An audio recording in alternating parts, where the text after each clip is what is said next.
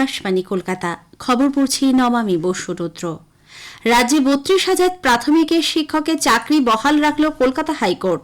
বিচারপতি তপব্রত চক্রবর্তী ও বিচারপতি ঋতব্রত কুমার মিত্রের ডিভিশন বেঞ্চ তাদের পর্যবেক্ষণে আজ জানিয়েছেন, সামগ্রিক চাকরি বাতিলের জন্য অনিয়মের পর্যাপ্ত প্রমাণ প্রয়োজন। এই নিয়োগের ক্ষেত্রে বিপুল দুর্নীতির প্রমাণ সিবিআই তদন্তেও উঠে আসেনি। ডিভিশন বেঞ্চ এদিন বিচারপতি অভিজিৎ গঙ্গোপাধ্যায়ের 2023-এর চাকরি বাতিলের নির্দেশটিও খারিজ করে দিয়েছে। 2016 সালের এই নিয়োগের ক্ষেত্রে মূল অভিযোগ উঠেছিল, অ্যাপটিটিউড টেস্ট ছাড়াই প্রশিক্ষণহীনদের আইন বহির্ভূতভাবে নিয়োগ করা হয়েছিল বলে অভিযোগ ওঠে। ডিভিশন বেঞ্চ এদিনের নির্দেশে জানিয়েছে, এই নিয়োগের বিষয়ে সিবিআই তদন্ত হয়েছে। সেখানে মাত্র 94 জনকে বেআইনিভাবে নিয়োগের কথা সিবিআই জানায়। যেখানে অভিযোগ প্রমাণিত নয়, সেখানে 9 বছর ধরে চাকরি করা 32,000 শিক্ষকের চাকরি বাতিলের নির্দেশ দেওয়া নতুন জটিলতার সৃষ্টি করতে পারে বলে আদালত জানিয়েছে। এই রায় প্রসঙ্গে শিক্ষক পক্ষের আইনজীবী আশিস কুমার চৌধুরী বলেন, মহামান্য যে ডিভিশন বেঞ্চে যেটা অবজারভেশন সেটা হচ্ছে যে করাপশন হয়তো হয়েছে বা সিবিআই তার তদন্ত করছে এবং সেখানে আইডেন্টিফাই করেছে কারা এই করাপশনের সঙ্গে যুক্ত এবং কারা এখান থেকে অ্যাডভান্টেজটা নিয়েছে। তাহলে কোনো অথরিটির কোনো ফল্ট বা ইরেগুলারিটির জন্য যারা ইনোসেন্ট টিচার তারা কেন সাফার করবে? যারা আজকে 9 বছর ধরে চাকরি করে আসছে তারা সেখানে স্যাটিসফ্যাকশনারি সার্ভিস তারা দিয়েছে, তাদের সার্ভিসটা কোনো অথরিটির ফল্টের জন্য টার্মিনেট হওয়া উচিত নয়। কলকাতা হাইকোর্টের রায়কে স্বাগত জানিয়েছেন মুখ্যমন্ত্রী মমতা ব্যানার্জি। মুখ্যমন্ত্রী বলেন, বিচার ব্যবস্থাকে তিনি সম্মান করেন। শিক্ষকদের চাকরি বহাল থাকায় তিনি সন্তুষ্ট। এদিকে শিক্ষামন্ত্রী ব্রাত্য বসু সামাজিক মাধ্যমে আদালতের রায়কে স্বাগত জানানোর পাশাপাশি শিক্ষক শিক্ষিকাদের শুভেচ্ছা জানিয়েছেন। এই রায়কে সত্যের জয় বলে অভিহিত করেন তিনি। অন্যদিকে মামলাকারী সায়নদেব দে বলেন, আদালতের রায়ে প্রতিষ্ঠিত যে 32,000 শিক্ষকই সম্পূর্ণ দাগমুক্ত।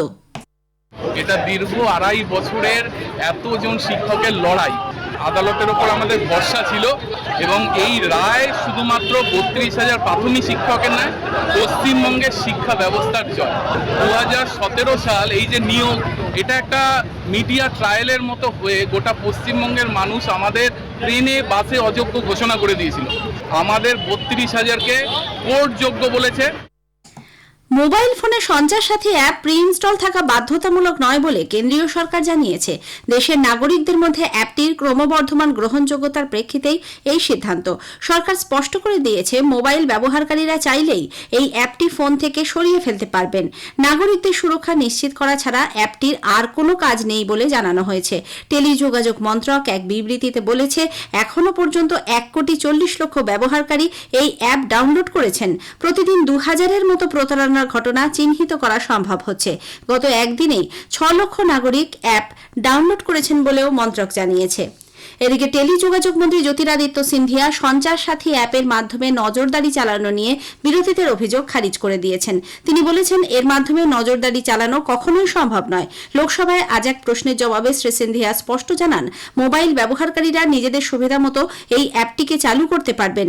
একই সঙ্গে যে কোনো সময় তারা চাইলেই সেটিকে নিষ্ক্রিয় বা মোবাইল থেকে ডিলিট করে দিতে পারবেন। মন্ত্রী জানান, যে কোনো রকম প্রতারণামূলক কার্যকলাপ থেকে দেশের নাগরিকদের রক্ষা করার উদ্দেশ্যে নরেন্দ্র মোদী সরকার এই সুবিধা প্রদান করেছে। संचार साथी पोर्टल की हमने शुरुआत की थी 2023 में और संचार साथी ऐप का प्रयोग हमने 2025 में शुरुआत किया। संचार साथी एक ऐसा ऐप है जिसके आधार पर जन भागीदारी के आधार आज देश की एक जनता नागरिक अपने आप को सुरक्षित रख सकता है फ्रॉड से, स्टोलन मोबाइल से, अपने स्टोलन मोबाइल को रिकॉर्ड कर सकता है, रिपोर्ट कर सकता है। শ্রম ও কর্মসংস্থান মন্ত্রী ডক্টর মনসুখ মান্ডভিয়া বলেছেন, দেশের প্রায় 64% নাগরিক সামাজিক সুরক্ষার অন্তত একটি প্রকল্পের সুবিধা পেয়ে থাকেন। এর ফলে ভারত বিশ্বের দ্বিতীয় বৃহত্তম সামাজিক নিরাপত্তা প্রদানকারী দেশ হয়ে উঠেছে। নতুন দিল্লিতে আজ ইন্ডিয়া এজ সম্মেলনে তিনি আন্তর্জাতিক ক্ষেত্রের প্রতিযোগিতায় টিকে থাকার জন্য শ্রম আইনের রূপান্তরের ওপর জোর দেন। এক্ষেত্রে দেশে চালু হওয়া নতুন শ্রম কোডের কথাও উল্লেখ করেন তিনি। বিরোধী দলনেতা শুভেন্দু অধিকারীর নেতৃত্বে উত্তর কলকাতায় বিজেপির মিছিলে কলকাতা হাইকোর্ট শর্ত সাপেক্ষে অনুমতি দিয়েছে। বিচারপতি শুভ্রা ঘোষ জানিয়েছেন, আগামী 6 ডিসেম্বর শনিবার সিমলা স্ট্রিটে বিবেকানন্দের বাড়ি থেকে শ্যামবাজার পর্যন্ত মিছিল যাবে। এরপর সভা হবে ভূপেন বোস অ্যাভিনিউতে। গোটা কর্মসূচির জন্য বিকেল 3টে থেকে সন্ধ্যে 7টা পর্যন্ত সময় বরাদ্দ হয়েছে। ঋতুরাজ গায়কোয়াড় ও বিরাট কোহলির জোড়া ১৭ রানে ভর করে ভারত আজ দক্ষিণ আফ্রিকার বিরুদ্ধে দ্বিতীয় একদিনের ক্রিকেট ম্যাচে ৩০০ রানের গন্ডি অতিক্রম করেছে। শহীদ বীরনারায়ণ সিং আন্তর্জাতিক ক্রিকেট স্টেডিয়ামে আজ দক্ষিণ আফ্রিকা টসে জিতে ভারতকে প্রথমে ব্যাট করতে পাঠায়। শেষ খবর পাওয়া পর্যন্ত ভারত ৪৯ ওভার ১ বলে ৫ উইকেট হারিয়ে ৩৪১ রান করেছে। খবর শেষ হলো। এরপর গ্রামীণ সংবাদ সন্ধ্যে ৬টা বেজে ৩৫ মিনিটে।